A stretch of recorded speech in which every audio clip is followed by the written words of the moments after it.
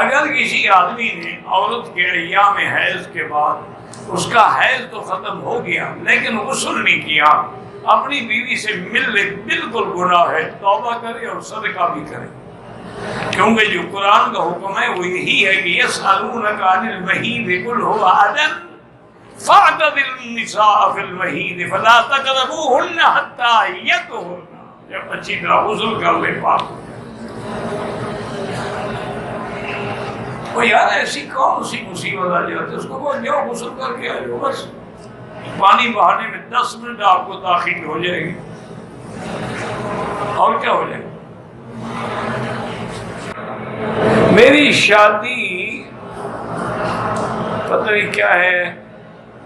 بیوی میں عورتہ میرے کہنے میں نہیں چلتی، میں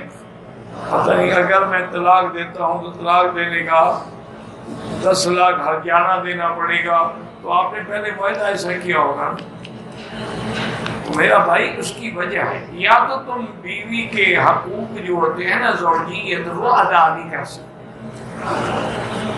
اگر مرد صحیح معنی میں مرد ہو تو عورت بھاگ ہی نہیں سکتی،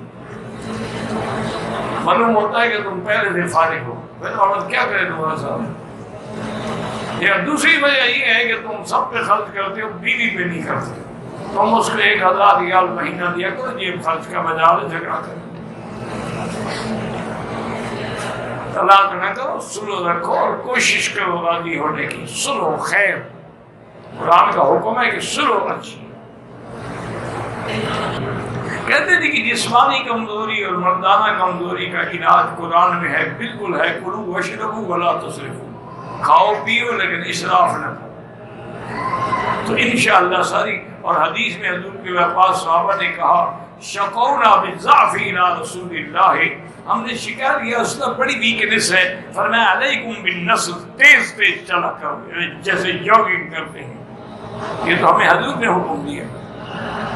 تو آپ چلا کریں، ورزش کیے۔ اچھا اسی طرح ایک حدیث مبارک حضور نے حضرت جبریل سے بھی کہا تھا کہ جبرائیل مجھے بڑی کمزوری آج کل محسوس ہو رہی ہے، فرمایا حضور تلبینہ کھایا کریں۔ تو تلبینہ جو ہے یہاں بنا ہوا بھی ملتا ہے، اور خود بھی آدمی جو کہ دلیے کا بنا سکتا ہے۔